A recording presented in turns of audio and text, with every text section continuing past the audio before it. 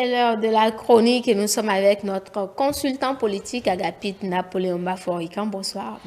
Bonsoir Derek, bonsoir à tous nos téléspectateurs. À travers un courrier adressé au secrétaire général national du Bloc républicain, l'Union démocratique pour un Bénin nouveau UDBN a mis définitivement fin à sa collaboration avec le parti du cheval cabré. 4 griefs essentiels ont été évoqués par l'UDBN, entre autres l'absence totale d'initiative du BR pour le règlement responsable des points de désaccord. Agapit Napoléon Baforican, beaucoup s'attendaient à une levée de cette suspension-là, mais avec cette note, on croit que le divorce est totalement consommé.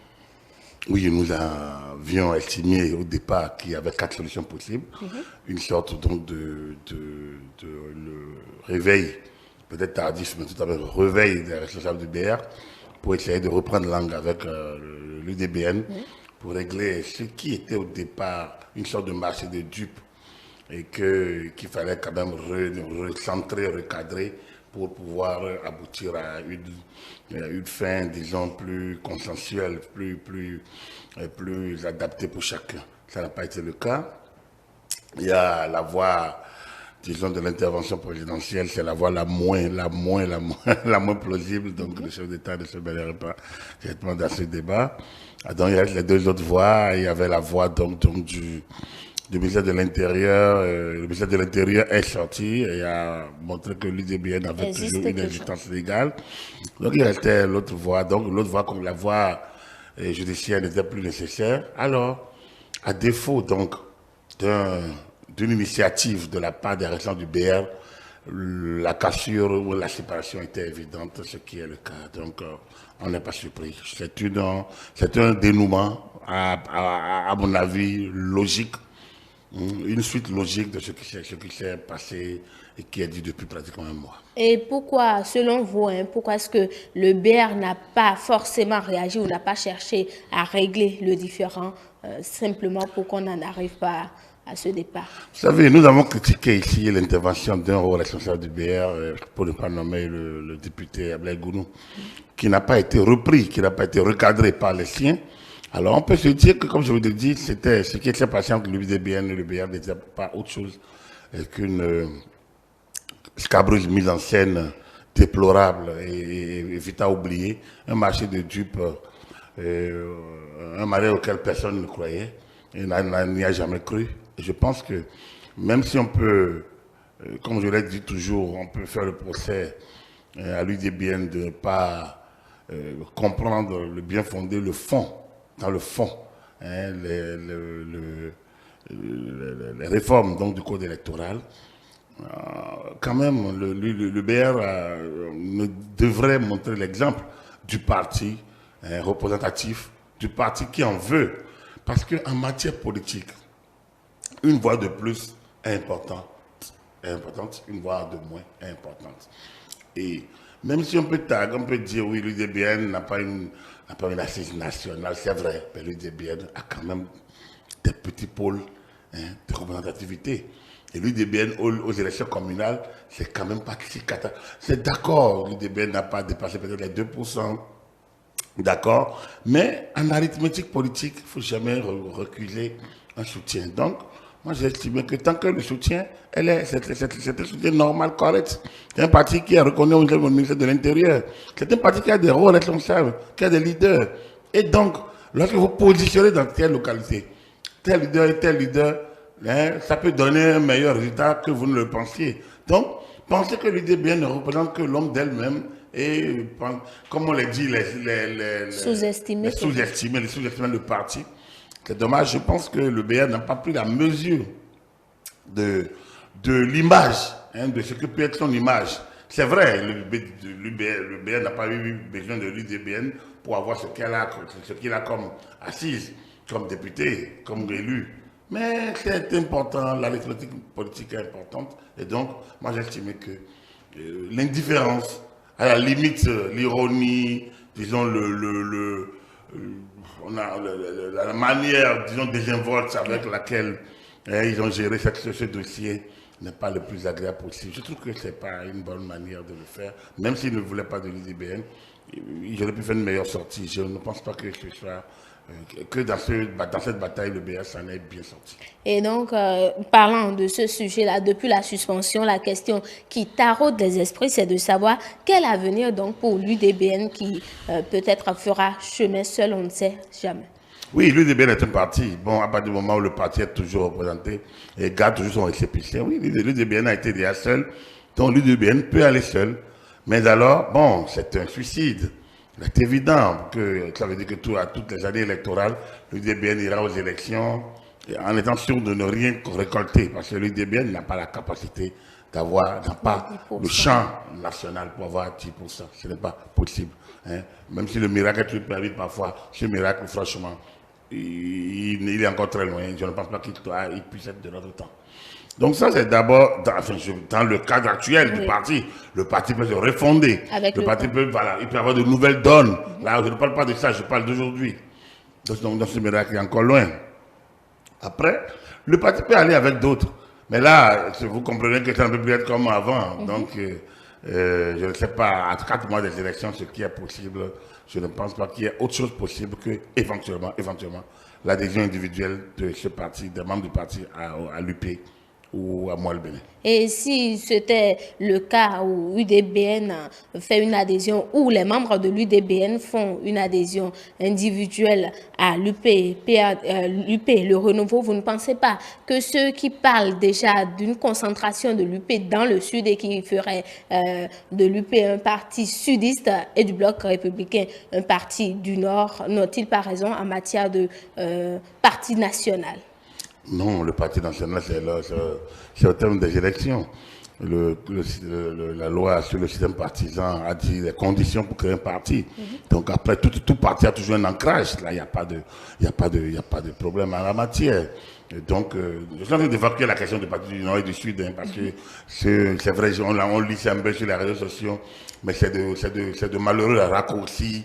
De quelques incapables analystes qui ne comprennent pas qu'on peut aller un peu plus loin dans l'analyse de ce phénomène-là.